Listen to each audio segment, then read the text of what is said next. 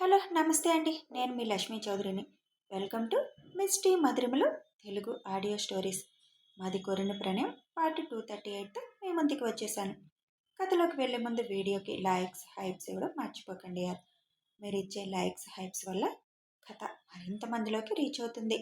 ఇక మనం ఆలస్యం చేయకుండా కథలోకి వెళ్ళిపోదాం. శ్రేయ రాగానే తల్లిని చూసి మొహం తిప్పుకొని భూమి దగ్గరికి వచ్చి, తనని వదిలేయండి, ఇంకెప్పుడు మీ జోలు రాకుండా నేను చూసుకుంటాను. చాలాసార్లు చెప్పాను, అయినా కూడా ఇలాంటి పని చేస్తుందని అస్సలు ఊహించలేదు. కానీ ఎంతైనా తల్లి కదా, చూస్తూ చూస్తూ తను బాధపడుతుంటే చూడలేను. వదిలేయండి తనని, ఎప్పటికీ మీ వైపు తను చూడదు అని అంటుంది శ్రేయ. లేదు శ్రేయ, మీ అమ్మలో కొంచెం కూడా పశ్చాత్తాపం అనేది కనిపించడం లేదు. ఇప్పుడు ఈ క్షణం భయానికి వదిలేయమంటుంది. కానీ మళ్ళీ అవకాశం వస్తే మా మీద పగ తీర్చుకోవాలని మీ అమ్మ ఎదురు చూస్తూనే ఉంటుంది. కొందరి బుద్ధులు పుట్టుకతో వచ్చినవి పిడకల మీద పోతాయంట. మీ అమ్మ కూడా ఆ కోవకి చెందినదే. తనలో నిజంగా భయం అనేది ఉంటే అసలు మా మీద ఇలాంటి ప్రయోగం చేసేదే కాదు. అలాంటి నేరస్తుల్ని తీసుకొచ్చి తను ఇంట్లో పెట్టేదే కాదు. తనకి పనిష్మెంట్ అయితే ఉంటుంది. శాశ్వతంగా మీ అందరికీ దూరంగా కరుడు కట్టిన నేరస్తులకి, స్మగ్లర్ డీలర్స్కి ఆశ్రయం ఇచ్చినందుకు జైల్లో ఉంటుంది అని అంటుంది భూమి. ప్లీజ్, తనని వదిలేయొచ్చు కదా అని అడుగుతుంది శ్రేయ మరొకసారి. లేదు శ్రేయ, అసలైతే మీ అమ్మకు కూడా చావునే పరిచయం చేయాలి, కానీ అంతకంటే నరకంగా ఉండే శిక్ష వేయించబోతున్నాను. ఎప్పుడు ఒక దగ్గర నిలబడలేని మీ అమ్మ ఇప్పుడు శాశ్వతంగా చచ్చే వరకు కటకటాల వెనకే ఉండాలి. అది కూడా ఒంటరిగా. తప్పు చేసిన వాళ్ళు శిక్ష అయితే అనుభవించాలి కదా. వాళ్ళకి వేసిన శిక్ష మీ అమ్మకి వేస్తే ఒక్క రోజులోనే ప్రాణం పోతుందేమో. అది కూడా నాకు ఇష్టం లేదు. జీవితాంతం తను చేసిన తప్పుకి శిక్ష అనుభవిస్తూ ఈ తప్పు నేను చేయకుండా ఉండుంటే బాగుండేది అని ఆలోచన రావాలి తనకి. ఇందులో నువ్వు బతిమిలాడినా, మీ వాళ్ళు ఎవరొచ్చి బతిమిలాడినా నేను తగ్గను. నువ్వన్నది కరెక్ట్ అమ్మా. దానికి మనుషుల్లో ఉండే హక్కు కోల్పోయింది. చాలా చెప్పి చూశాను, కానీ ఎప్పుడూ నా మాట వినలేదు. మాకు తెలియకుండా మా వెనక ఎంత చేసింది. ఒక విధంగా అదేం చేస్తుందో తెలుసుకోకపోవడం కూడా నాది తప్పే, నా అసమర్థత కూడా. నన్ను క్షమించమ్మా. నా కుటుంబం వల్ల నీకు అప్పుడప్పుడు ఇబ్బందులు కలుగుతూనే ఉన్నాయి అని అంటారు. అప్పుడే అక్కడికి వచ్చిన వనజ భర్త. తప్పు ఒకరు చేస్తే ఇంకొకరు క్షమాపణలు ఎందుకండి చెప్పడం? మీరే క్షమాపణలు చెప్పాల్సిన అవసరం లేదు. మీ భార్యకి శిక్ష పడాలి అంటే మీరు ఒక హెల్ప్ చేయండి. నేను చెప్పినట్టు వాంగ్మూలం ఇవ్వండి అని చెబుతుంది భూమి. తప్పకుండా అని ఆయన అనగానే అప్పటికప్పుడే పోలీసుల్ని పిలిపించి కేసు ఫైల్ చేయిస్తుంది భూమి. అద్వైతిని, ఆమె భర్తని చూపించి వాళ్ళ చేత వాంగ్మూలం ఇప్పిస్తుంది. నా భార్య నా కొడుకు కొన్న ఫ్లాట్స్లో ఇల్లీగల్ బిజినెస్ చేసే వాళ్ళకి తన ఇష్టపూర్వకంగానే ఇల్లు అద్దెకిచ్చిందని, ఎన్ని రోజులు వాళ్ళు అక్కడే ఉండి ఇల్లీగల్ వ్యాపారం చేశారని, అంతేకాకుండా తన కూతుర్ని చేసుకోలేదన్న అక్కస్తో పగ తీర్చుకోవాలని, కలెక్టర్ గారి మీద హత్యా ప్రయత్నం కూడా చేయించాలని ప్రయత్నం చేసిందని, ఆల్రెడీ వాళ్ళ చేత 2-3 సార్లు హత్యా ప్రయత్నం చేయించిందని, అది తెలిసి నేనే పోలీసులకి అప్పగిస్తున్నానని ఆమె భర్తతో వాంగ్మూలం ఇప్పిస్తుంది. నన్ను కిడ్నాప్ చేసి నా ద్వారా మా వదిన్ని వాళ్ళ దగ్గరికి రప్పించి మా వదిన్ని చంపించాలని ప్లాన్ వేశారని, కానీ దానిని ఛేదించానని, వాళ్ళని పట్టుకునే క్రమంలో పారిపోయారని, ఎలా అయినా వాళ్ళని పట్టుకోవాలని అద్వైత్ వాంగ్మూలం ఇస్తాడు. డ్రగ్స్ బిజినెస్ చేస్తున్న వాళ్ళకి హెల్ప్ చేసినందుకు గాను ఇక పర్మనెంట్గా ఈవిడ జైల్లోనే ఉంటుంది అని ఆవిడ కాల్ లిస్ట్, ఆవిడ వాళ్ళతో మాట్లాడిన మాటలు అన్నీ సబ్మిట్ చేస్తామని, అలాగే ఆల్రెడీ దక్ష్ సెక్యూరిటీ ఏజెన్సీ ప్రాంతానికి తను వెళ్ళినప్పుడు గన్తో మనుషులు తనని షూట్ చేయడానికి రెడీగా ఉన్న వీడియోస్ కూడా రెడీ చేయించడంతో వాటిని కూడా పోలీసులకు అప్పగించి అన్ని సాక్ష్యాలతో వనజని అప్పగిస్తుంది. ఉన్న దానితో సంతృప్తి చెందకుండా ఇంకా ఏదో కావాలని ఆశపడి పగ పగ అంటూ పరుగులు పెట్టిన నువ్వు ఇక శాశ్వతంగా 4 గోడల మధ్య కటకటాల వెనక ఉండిపోవాలి వనజ. మనుషుల మధ్య ఉండే అర్హత కోల్పోయావు నువ్వు అని భూమి కోపంగా అంటుంది. పోలీసులు తనని తీసుకువెళ్తుంటే, వదిన, తనని అంత ఈజీగా పంపించడం నాకేమీ నచ్చడం లేదు అంటూ వీపు మీద రసం పోసేస్తుంది. ఆద్య, నువ్విప్పుడు ఆ రసం పోస్తే కాసేపు గోక్కుంటుంది. తర్వాత నార్మల్ అయిపోతుంది. దానివల్ల ఉపయోగం ఏముంది? కాస్త ఒంటికి గాయాలవుతాయి అంతే. కానీ ఇప్పుడు కూతురు, భర్త, కొడుకే తనని అసహ్యించుకుంటారు. జైలు గోడల మధ్య నలిగిపోతుంది. తనని చూడడానికి వాళ్ళు కూడా వెళ్ళరు. అంతకంటే నరకం ఇంకేముంటుంది చెప్పు? ఆవిడ కాళ్ళు చేతులు విరిచేసినంత మాత్రాన ఉపయోగం ఏముంది? హాస్పిటల్లో మంచం మీద ఉంటుంది. ఆవిడ్ని కట్టుకున్నందుకు లేదా ఆవిడ కడుపును పుట్టినందుకు మళ్ళీ వాళ్ళే సేవలు చేయాలి. ఆ విధంగా కూడా ఆవిడ చుట్టూ మనుషులుంటారు కదా. అది నాకు ఇష్టం లేదు. తన వాళ్ళకి దూరంగా నేరం చేసిన దానిలో ఉండడం అంటే తక్కువ బాధ కాదు. అది మనసుకి గట్టిగా తగులుతుంది. ఇప్పుడు అది తను అనుభవించబోతుంది. ఇక్కడతో ఆపేయండి ఈ విషయాలన్నీ. ఆకలి వేస్తుంది అత్తయ్య, ఫ్రెష్ అయి వస్తాను అని పైకి వెళ్ళిపోతుంది భూమి. భూమి చెప్పింది కూడా కరెక్టే. ఒక నేరస్తురాలిగా శిక్ష అనుభవించడం కూడా సాధారణ విషయం కాదు అని అంటారు వైజయంతి గారు. భూమి పైకి వెళ్ళేసరికి దక్ష ఫ్రెష్ అయిపోయి డ్రెస్ చేసుకుంటుండగా లోపలికి వెళ్ళి సైలెంట్గా బట్టలు తీసుకొని వాష్రూమ్లోకి వెళ్ళిపోతుంది. భూమి ఫ్రెష్ అయి వచ్చిందాక అక్కడే ఉండి భూమిని మంచం మీద కూర్చోబెట్టి, ఇందాక పొట్ట పట్టుకున్నావు, పెయిన్గా ఉందా అని అడుగుతాడు. వెంటనే దక్ష చేయిని తప్పించి, నేను బాగానే ఉన్నాను, అయినా నా గురించి అంత ఆలోచన మీకు వద్దులే అని లేచి వెళ్ళబోతుంటే, తిక్కలేచిందా నీకు అంటాడు కోపంగా. నాకా లేచింది మీకా? ప్రొఫెషనల్కి పర్సనల్కి లింకు పెట్టనన్న పెద్ద మనిషి మధ్యాహ్నం ఏం మాట్లాడారు? మన ఇద్దరి మధ్య దూరం వస్తుందా? సరే, మీ మాటని ఎందుకు కాదనాలి? దూరంగానే ఉంటాను అని అక్కడి నుంచి వెళ్ళిపోతుంది.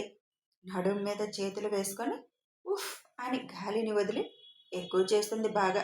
చూద్దాం ఎంతసేపు అలాగే దూరంగా ఉంటుందో అని అనుకుంటూ కిందకి వస్తాడు దక్ష్. డిన్నర్ చేస్తుండగా ఇక ఇక్కడితో అయిపోయిందా దక్ష్? ఇంకా పుట్టుకొస్తూనే ఉంటారా శత్రువులు అని అడుగుతారు వైజయంతి గారు. తన గతానికి సంబంధించిన మొత్తం శత్రువులు క్లియర్ అయిపోయారు. ఇక ఎవరు వచ్చేవాళ్ళు లేరు. ఇక మేడం కలెక్టర్, పైగా నిజాయితీ పర్రాలు. తను తీసుకునే నిర్ణయాలను బట్టి శత్రువులు ఉండొచ్చు, ఉండకపోవచ్చు. అయినా ఇంక నాకు సంబంధం లేదు. గతానికి సంబంధించిన శత్రువుల్ని మాత్రమే నేను హ్యాండిల్ చేయాలి అనుకున్నాను, చేశాను. ఇంకా నాకేమీ పని లేదు అనుకున్నావా? నా బిజినెస్ నేను మానేసి ఆవిడ గారికి బాడీ గార్డ్లో ఉండడానికి? ఎంతైనా కలెక్టర్ కదా, చట్టాలు న్యాయాలు బాగా తెలుసు. కాబట్టి ఎవరిని ఎలా అణచాలో నీ కోడలికి బాగా తెలుసులే. జైళ్ళు అన్నీ ఖాళీగా ఉన్నాయంట. ప్రభుత్వ ఖజానా నిండుగా ఉందంట వాళ్ళని పోషించడానికి. అరెస్టు చేయించి అందులో పెట్టిస్తుందంట అందరినీ. నేనెందుకు అడ్డుపడ్డా? ఇక నుంచి నాకు సంబంధం లేదు అని అంటాడు దక్ష్. సైలెంట్గా దక్ష్ మాటలు వింటూ భోజనం చేస్తుంది భూమి. ఏమైంది? నా కొడుకు అలా మాట్లాడుతున్నాడు. వాళ్ళని ఏం చేయొద్దు, జైల్లో పెడదామన్నావా భూమి అని అడుగుతారు స్రవంతి గారు. అబ్బో, దానికి చాలా కథ నడిచిందిలే. ఇప్పుడు అదంతా చెప్పడం ఎందుకులే గాని, వదినైతే అన్నయ్య ఇన్వాల్వ్మెంట్ లేకుండా వాళ్ళని అరెస్ట్ చేయించాలనే చూసింది. కానీ వాళ్ళు ఎలాంటి వాళ్ళు వదినకి కూడా బాగా తెలిసిందిలే. చివరికి అన్నయ్య దారిలోకి వచ్చింది వదిన కూడా అని నవ్వుతూ చెబుతాడు అద్వైత్. ఇక అయిపోయింది కదా, ఆ విషయాలు వదిలేయండి. భూమికి ఇంకో 5 రోజుల్లో 5వ నెల వచ్చేస్తుంది. మంచి రోజు చూసి సీమంతం చేయాలి. దాని గురించి మాట్లాడుకోండి అని అంటారు మహాలక్ష్మి గారు. అమ్మమ్మ, మీరు రోజులతో సహా లెక్కేస్తున్నారా నా విషయంలో అని భూమి ఆశ్చర్యంగా అడుగుతుంది. ఉదయమే మాట్లాడుకున్నాంలే మేమందరం, అందుకే అత్తయ్య అంటున్నారు అని చెబుతారు వైజయంతి గారు. అప్పుడే 5వ నెల కూడా వచ్చేస్తుందా? అసలు ప్రెగ్నెన్సీ మూమెంట్ సరిగ్గా ఫీల్ కూడా అవ్వలేదు ఆ దరిద్రుల వల్ల అని అనుకుంటుంది భూమి. కొన్ని విషయాలలో నా కొడుకు తీసుకునే నిర్ణయాలే కరెక్ట్ భూమి. అరెస్టులు, జైలు అంటే బెయిల్ మీద బయటకు వచ్చే జనాలు చాలా ఎక్కువ ఉన్నారు. మన చట్టాలు న్యాయాల్లో మార్పు రానంత వరకు కొన్ని వెంటనే శిక్షలు మనం అమలు చేసుకోవడమే బెస్ట్. ఇంతకీ వాళ్ళని ఏం చేసావు నాన్న అని అడుగుతారు మనోహర్ గారు. రేపు ఉదయం పేపర్లో వస్తుంది చూడండి నాన్న, లేదా న్యూస్లో వస్తుంది. నాకైతే ఇంకా అసలు ఆ విషయాలు ఇంట్లో మాట్లాడడం కూడా ఇష్టం లేదు అని తినడం అయిపోవడంతో అక్కడి నుంచి లేచి వెళ్ళిపోతాడు దక్ష్. ఒరిస్సా బార్డర్లోకి పార్సిల్ చేశాడు వాళ్ళని అన్నయ్య అని చెప్తాడు అద్వైత్. సరే, ఇక వెళ్ళి రెస్ట్ తీసుకోండి. ఉదయం నుంచి ఈ ఆలోచనలతోటే టెన్షన్ తోటే సరిపోయిందిగా అని వైజయంతి గారు అనడంతో అందరూ ఎవరి గదిలోకి వాళ్ళు చేరుతారు. దక్ష సోఫాలో కూర్చొని వర్క్ చేసుకోవడం మొదలు పెట్టడంతో సైలెంట్గా పడుకుండిపోతుంది భూమి. ఏమైంది అద్దు, బావగారు కొంచెం డిసప్పాయింట్గా ఉన్నారు అనిపిస్తుంది అని అంటుంది నైని. ఏమో, పూర్తిగా నాకు తెలీదు. వాళ్ళ మధ్య ఏదో డీప్ డిస్కషన్ అయినట్టుంది. మొదటి నుంచి వదిన వాళ్ళని అరెస్ట్ చేయించాలని చూసింది. అన్నయ్య అందుకు ఒప్పుకోలేదు. అరెస్ట్ చేస్తే ఏమొస్తుంది? కూర్చొని ముప్పొద్దులా తింటూ ఉంటారు అంతేగా. తెలిసి కూడా ఎందుకు భూమి ఒక్కొక్కసారి అతి మంచికి వెళ్తుందో అర్థం కాదు అంటుంది నయని బాబుకి పాలు పడుతూ. కడుపుతో ఉంది కదా, ఎవరి ప్రాణాలు తీసి పాపం మూట కట్టుకోవద్దన్నది తన వాదన. ఒక విధంగా తను ఆలోచించింది కూడా కరెక్టేలే. ఇక అతి మంచి అంటావా, అది తనకి మొదటి నుంచి ఉన్నదే. ఇప్పుడు పొమ్మన్నా పోదు. ఇంకా చాలా మారింది కదా అంటాడు బాబు కాలి వేళ్ల మీద ముద్దు పెడుతూ. ఆ వనజని చూస్తే ఇవాళ నాకు మండిందద్దు. వదిలేయండి ప్లీజ్, ఇంకెప్పుడు మీ జోలు రాను అంట. దానికి అసలు సిగ్గుందా భయం ఉందా? బావగారి సంగతి తెలిసి కూడా ధైర్యం చేసిందంటే ఏమనుకోవాలి దాన్ని? తీసుకెళ్లి జైల్లో కూర్చోబెట్టింది.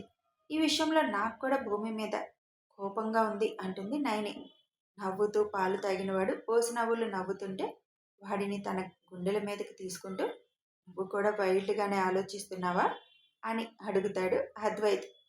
కొందరు విషయంలో అలాగే ఆలోచించాలని నాకు ఇప్పుడిప్పుడే అనుభవపూర్వకంగా తెలుస్తుంది. వనజకి జైలు శిక్ష కరెక్ట్ నైని. ఎప్పుడు ఆస్తులు కావాలి, పెద్ద పెద్ద బంగ్లాల్లో ఉండాలి అన్న కోరిక కదా తనది. ఇప్పుడు కేవలం జైలు గోడల మధ్య ఉంటే అత్యాశకి పోతే ఏం జరుగుతుందనేది తెలుస్తుంది. కొన్ని విషయాలలో భూమి కరెక్ట్ నిర్ణయాలే తీసుకుంటుంది. కొన్ని కాదు, అన్ని విషయాల్లో తను కరెక్ట్గానే ఉంటుంది. కాకపోతే మన ఆలోచనలు వేరుగా ఉంటాయి అంతే అంటాడు అద్వైత్. మీరెప్పుడు మీ ఫ్రెండ్కి సపోర్ట్, నేను మాత్రం బావగారికి సపోర్ట్ ఈ విషయంలో అంటుంది నయని. ఆడుతూ ఆడుతూ పడుకున్న బాబుని బేబీ బెడ్ మీద పడుకోబెట్టి, వాళ్ళకి మనం ఎవరు సపోర్టు ఉండాల్సిన అవసరం లేదు. వాళ్ళిద్దరి మధ్య దూరితే మనం పిచ్చోళ్ళం అవుతాం. ఇప్పుడు మాత్రం నా సంగతి చూడు అని నయనిని తన మీదకి లాక్కొని సరస యుద్ధానికి తెరలేపుతాడు అద్వైత్. ఆద్య ఏదో ఆలోచిస్తుంటే, నా కూతురు నిన్ను చూస్తున్నా కూడా తన వైపు చూడకుండానే ఏంటి అంత దీర్ఘంగా ఆలోచిస్తున్నావు అని కూతురుని ఆడిస్తూ అడుగుతాడు విజయ్. అన్నయ్య వదిన మధ్యలో ఏదైనా గొడవ జరిగిందా? అన్నయ్య ఎందుకు అలా మాట్లాడాడు అని అడుగుతుంది ఆద్య. హాస్పిటల్లో జరిగిన డిస్కషన్ మొత్తం చెప్పగానే, వదినకి అప్పుడప్పుడు తిక్కేమైనా వస్తుందా? వాళ్ళని అరెస్ట్ చేస్తే సమస్య తీరిపోతుందా? ఎందుకు తనకి ప్రమాదం వాళ్ళ వల్లనే అని తెలిసినా కూడా ఇంకా వాళ్ళకి మంచి చేయాలనే చూస్తుంది అంటుంది ఆద్య. తన ఆలోచన వేరులే. కడుపుతో ఉన్నప్పుడు రక్తపాతం వద్దు అనుకుంది. ఏమో, ఈ విషయంలో నేను అన్నయ్యకే సపోర్ట్ అంటుంది ఆద్య. తన ప్రాణాలే తీయాలని చూస్తున్న వాళ్ళని ఇంకా క్షమించి ప్రాణాలతో ఉంచాలనుకోవడం మాత్రం కరెక్ట్ కాదు. ఇప్పుడు మంచితనానికి రోజుల్లో చేయికి చేయి, కాలుకి కాలు, మెడకి మెడ అన్నదే కరెక్ట్ అంటుంది. హలో తల్లి, నా కూతురికి అలా నేర్పకమ్మా. నా కూతురికి అన్ని భూమి బుద్ధులు రావాలి అని అంటాడు కూతురు నుదురు మీద ముద్దు పెడుతూ. అన్నీ ఆ బుద్ధులే రావాలి, కానీ అతి మంచితనం కూడా రాకూడదు అని అంటుంది ఆద్య. అలా ఉండడం కూడా గ్రేట్. క్షమించే గుణం అందరికీ ఉండదు. అది నా చెల్లెలకి పుష్కలంగా ఉంది. మీ అన్నయ్య అన్నది కూడా తప్పే కదా. మన ఇద్దరి మధ్య దూరం వస్తుంది అన్న మాట అనకూడదు కదా. భూమి చేసిన పనికి అలా అనడంలో తప్పు లేదులే అని అంటుంది ఆద్య. రాక్షసులు మీరు, మీరన్నదే కరెక్ట్ అంటారు. నాకైతే నిద్ర వస్తుందమ్మా, నేను బొజ్జుంటున్నా నా కూతురుతో పాటు అని చిన్నగా కూతురికి జోకొడుతూ పడుకుంటాడు విజయ్. పడుకుంది కానీ రోజు పతియద పాన్పు అలవాటైపోయి నిద్ర పట్టడం లేదు భూమికి. అటు ఇటు మెసులుతూనే ఉంది, కానీ తగ్గకూడదు అనుకుంటుంది ఈసారి. అదంతా ఓరకంట గమనిస్తూనే, ఏదో పౌరుషాలు ఎందుకో మేడం గారికి అని అనుకుంటూ తన వర్క్ తను చేసుకుంటూ ఉంటాడు దక్ష్. కదలడం వలన లేకపోతే ఎక్కువగా టెన్షన్ పడడం వలనో కానీ పొట్టలో కొంచెం నొప్పిగా అనిపిస్తూ ఉండడంతో పొట్ట మీద చేయి వేసుకొని లేచి కూర్చుంటుంది. హాస్పిటల్కి వెళ్ళాలి రేపు ఉదయాన్నే అని అనుకుంటుంది. అటు ఇటు వాకింగ్ చేస్తూ కాసేపు గడిపేస్తుంది. టైంని కొంచెం నొప్పి సర్దుకున్నట్లు అనిపించడంతో దక్ష్ వైపు ఒకసారి చూసి కనీసం నేను కోపంగా ఉన్నానని ఆలోచన కూడా లేదు. ఈ మనిషికి అలా ఎలా అనేస్తారు? మన ఇద్దరి మధ్య దూరం వస్తుందని. ఆ మాట నాకు ఎంత కష్టంగా ఉంటుందో ఎందుకు ఆలోచించలేదు ఆయన అని గొనుక్కుంటూనే వెళ్ళి పడుకుంటుంది. కాసేపు అటు ఇటు కదిలినా అలసిపోయిన శరీరానికి నిద్ర ఆవహించడంతో నిద్రలోకి జారుకుంటుంది. భూమి నిద్రపోయింది అనుకున్నాక ల్యాప్టాప్ క్లోజ్ చేసేసి బెడ్ మీదకి చేరుతాడు దక్ష్. పొట్ట మీద ఉన్న భూమి చేతిని తీసి నెమ్మదిగా టాప్ని పైకని ఆయిల్ తెచ్చి పొట్ట మీద చిన్నగా మర్దన చేసినట్టుగా చేస్తాడు. భూమి ప్రెగ్నెంట్ అన్న దగ్గర నుంచి గూగుల్లో చాలా తెలుసుకుంటాడు. ప్రెగ్నెంట్ లేడీస్ ఎలాంటి వాటికి ఇబ్బంది పడతారు, అప్పుడు ఏం చేయాలి అనే వాటి గురించి. ఇన్ఫ్యాక్ట్ ఒక బుక్ కూడా కొని చదువుతున్నాడు దక్ష్. చిన్నగా మర్దన చేస్తూ భూమి మొహం వైపు చూసేసరికి ప్రశాంతత లేని మోము కనిపించడంతో నాతో పంతానికి పోవడం ఎందుకు, ఇప్పుడు అంత అప్రశాంతతంగా ఉండడం ఎందుకు అని నవ్వుకుంటూ గుడ్ నైట్ బేబీ అని పొట్ట మీద ముద్దు పెట్టి టాప్ సరిచేసి సరిగ్గా పడుకొని భూమి నుదురు మీద ముద్దు పెడతాడు. దక్ష్ పెదాలు తాకగానే ఆ మొహంలో అప్పటి వరకు ఉన్న ఆందోళన పోయి ప్రశాంతంగా మారిపోతుంది. నేను అంత గట్టిగా మాట్లాడకపోతే నువ్వు నా మాట వినేదానివా ఈరోజు?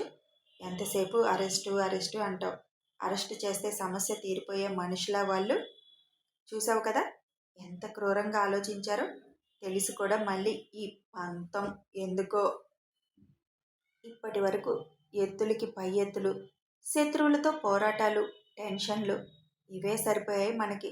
ఇప్పుడేగా ఈ అలకలు మొదలయ్యాయి. ఇవి కూడా బాగుంటాయిలే. ఎన్ని రోజులు నాతో మాట్లాడకుండా ఉండగలవో, నేను చేసే చిలిపి పనుల్ని ఎలా తట్టుకోగలవో చూస్తానుగా అని నవ్వుకుంటూ భూమి పెదాల మీద చిన్న పెక్కిచ్చి పడుకుంటాడు దక్ష్. ఉదయాన్నే భూమి కళ్ళు తెరిచేసరికి పక్కన దక్ష్ లేకపోవడంతో అప్పుడే జిమ్కి వెళ్ళిపోయారా, రోజుట్లా లేపలేదు అనుకుంటూ చిన్నగా లేచి వాకింగ్ చేయడానికి బ్రష్ చేసుకొని కిందకి వస్తుంది. అప్పటికే విజయ్, అద్వైత్ కూడా జిమ్ రూమ్లో ఉండడం చూసి గార్డెన్లోకి వెళ్ళిపోతుంది వాకింగ్ కోసం. కథ కొనసాగుతుంది. మరి మన భూమి గారు ఎంతసేపు ఈ పంతంతో ఉంటారో చూద్దాం. భూమి వెర్షన్ కరెక్టే, దక్ష్ ఆలోచన కరెక్టే. వాళ్ళిద్దరి మధ్య అద్వైత్ అన్నట్టు మనం ఎందుకు దూరడం, పిచ్చోళ్ళం అయిపోతాం. ఏం జరగబోతుందో తెలియాలి అంటే కథని ఫాలో అయిపోండి. వీడియో నచ్చితే ఒక లైక్ చేయండి, షేర్ చేయండి, కామెంట్ చేయండి. Thanks for watching.